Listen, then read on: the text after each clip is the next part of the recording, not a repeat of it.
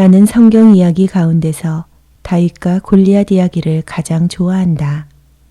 그 가운데서도 다윗이 하나님이 골리앗을 자기 손에 허락하실 거라고 말한 뒤 블레셋 사람이 일어나 다윗에게로 마주 가까이 올 때에 다윗이 블레셋 사람을 향하여 빨리 달려간 사무엘상 17장 48절 부분을 제일 좋아한다.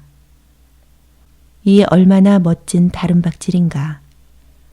시편 18편에서 그가 내가 내 원수를 뒤쫓아 가리니 그들이 망하기 전에는 돌아서지 아니하리이다는 말로 의미하고자 했던 것도 아마 이 같은 다름박질이었을 것이다.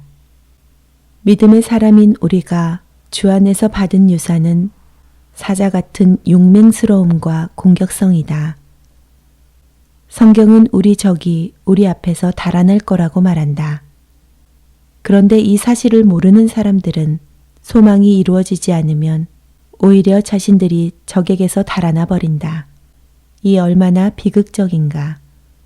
물론 내가 말하는 적이란 사람이 아니라 영적으로, 감정적으로 상대하기 어려운 거인들을 말한다.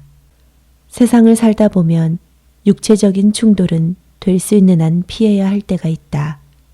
그러나 육체적인 충돌은 피할 수 있지만 영적이고 감정적인 적은 피할 수가 없다. 오래도록 소망이 이루어지지 않으면 두려움이 생기게 되고 자신은 물론이거니와 자신의 믿음, 나아가서는 하나님까지도 의심하게 된다. 그러나 그런 때일수록 확신을 갖고 앞으로 나아가야 하며 우리의 하나님이 우리의 적보다 크다는 것을 믿어야 한다. 당신은 어떤가?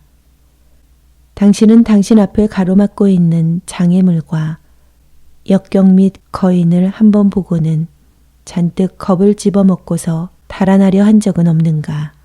히브리서 12장 12절은 연약한 무릎을 일으켜 세우라고 말한다.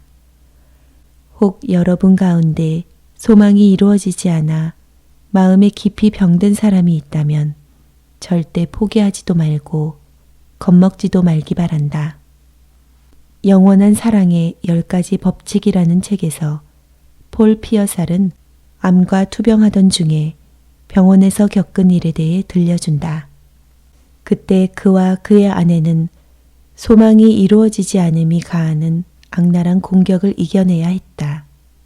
의사가 내 병의 경과에 대해 들려주려고 병실에 들를 때마다 아내는 내 뒤로 다가와 어깨를 감싸 안으며 자기가 내 곁에 있다는 것을 강하게 인식시켜주곤 했다. 그런데 처음 얼마 동안은 경과 보고가 그다지 좋지 못했다. 그런데 어느 날 의사는 우리가 그렇게도 우려하던 안 좋은 소식을 갖고 왔다. 그는 병실에 들어서더니 차트를 훑어보며 아무래도 선생님은 완치되기 어려울 것 같습니다. 라고 말했다. 그런데 내가 의사에게 얼마나 심각하냐고 물어보려고 하는데 아내가 자리에서 벌떡 일어나더니 옷걸이에서 내 옷을 벗겨 나한테 건네며 내 몸에 연결되어 있던 이런저런 튜브들을 정리하면서 여보 어서 빨리 여기에서 나가요. 이 사람은 당신 건강에 아주 안 좋아요 라고 말하는 것이었다. 그리고는 제대로 몸을 가누지도 못하는 나를 일으켜 세워 힘겹게 부축하며 병실 문 쪽으로 걸어갔다. 갑작스러운 아내의 행동에 당황한 의사가 황급히 우리 뒤를 쫓아오자 아내는 뒤돌아보며 한 발자국도 다가오지 말아요. 우리한테서 멀찍이 물러서라고요 라고 말했다. 병실 밖으로 나가 엘리베이터가 있는 쪽으로 걸어가고 있을 때도 의사는 어떻게든 우리를 붙잡아 보려고 계속해서 우리 뒤를 쫓아왔다. 그래도 아내는 링거가 달려있는 링거 거리를 계속해서 밀며 신경 쓰지 말고 앞만 보고 걸어요 라고 말했다. 우린 이 병원에서 나가 당신 몸이 어떤 상태인지 정확하게 알고 있는 하나님한테 갈 거예요.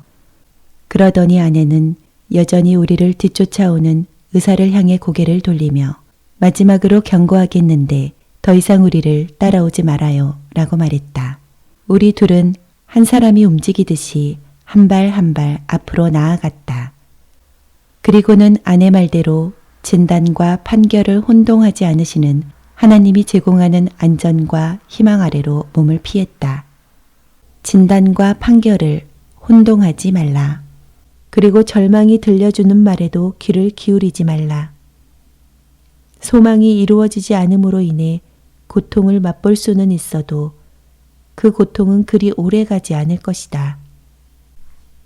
여러분은 폭풍 속에서도 전혀 동요하지 않았던 작은 새 이야기를 알고 있는가? 나는 여러분도 그런 태도를 견지하기 바란다. 폭풍이 휘몰아치던 날 작은 새 한 마리가 나무가지에 달라붙어 있었다. 그런데 그 새는 아무리 거센 비바람이 불어도 조금도 두려워하지 않는 듯했다.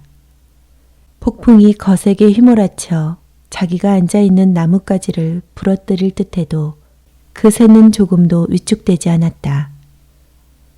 오히려 폭풍을 향해 더욱더 고개를 빳빳이 쳐들었다. 마치 날 떨어뜨리려면 떨어뜨려봐. 네가 아무리 그래도 내겐 날개가 있다고 라고 말하는 듯이 말이다. 당신에게도 날개가 있다. 따라서 당신도 마음만 먹으면 언제든 날아갈 수 있다. 그리고 날아갈 것이다.